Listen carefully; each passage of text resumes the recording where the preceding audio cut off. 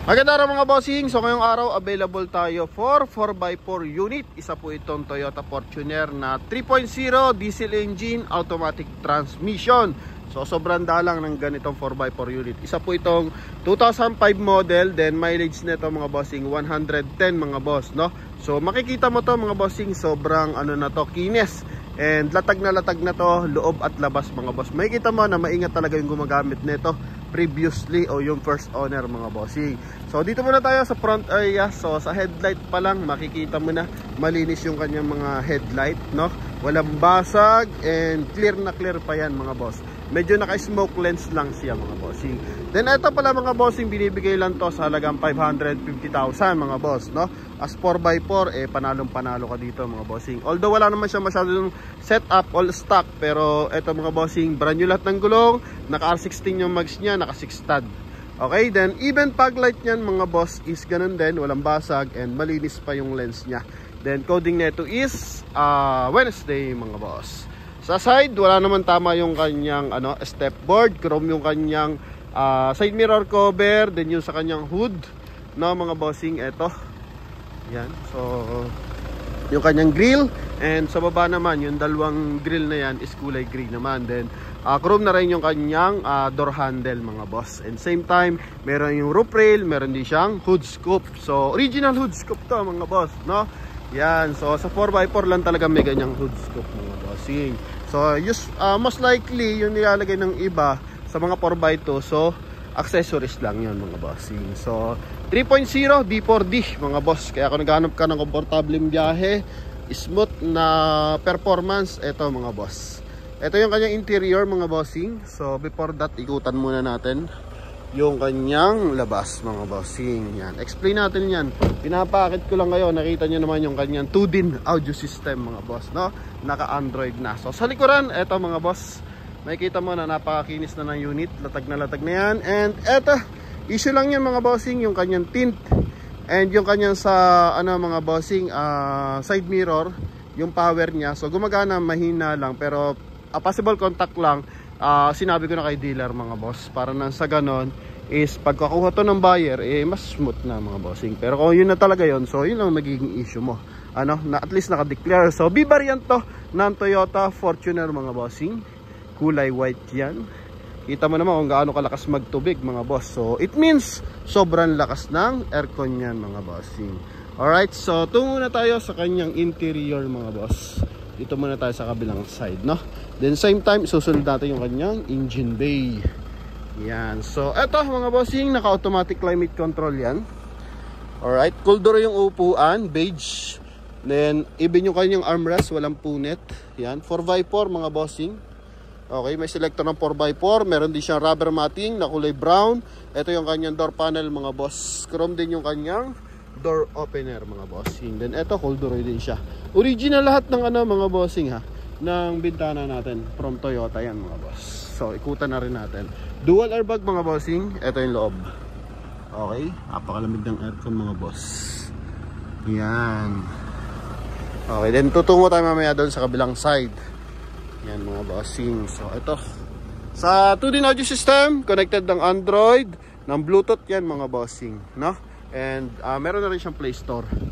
Okay, then dito sa kanyang second row mga boss, so, may armrest.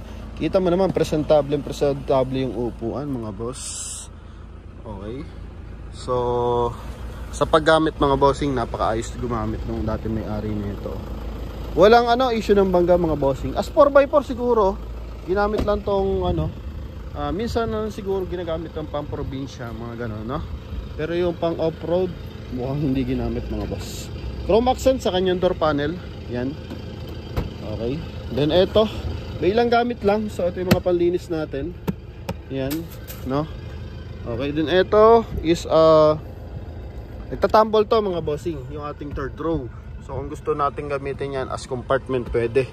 Pero kung tulad nito, pwede kang maglagay ng mga additional na gamit dito mga boss, kahit may sakay dito. Same time, dyan nakapaloob yung ating aircon switch para sa dito sa likuran, yung mga aircon vent. Yan, nasa side yan mga bossing. Okay. And ito yung kanyang door panel mga bossing. Yan, rear door back panel mga boss. May retouch ng bahagya.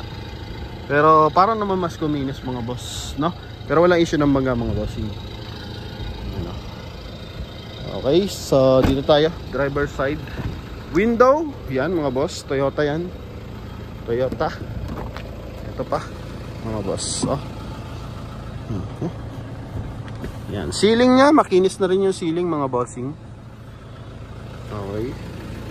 Gulong, bagong-bago talagang gulong nito mga boss. Brand new.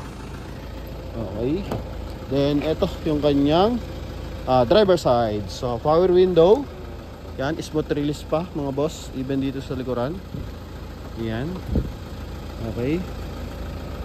Then dito tayo sa ating dashboard mga bossing. So ito, meron siyang bottled water holder mga boss.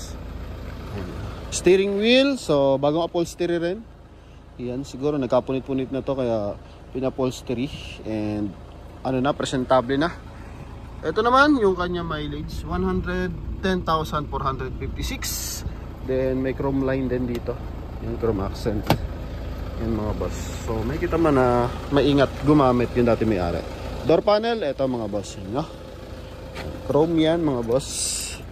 Ito naman yung kanyang dashboard mga boss. Yan. So rear cooling mga boss, pwede mo off dito, pwede mo i-on. And ito, naka automatic climate control. Busina, okay, goods. Ito rin by sun visor mga boss. Yan. Ito may mirror. Ito man lagyan ng eyeglass. Dome light mga bossing. Yan. Alright. So tungo naman tayo sa engine bay.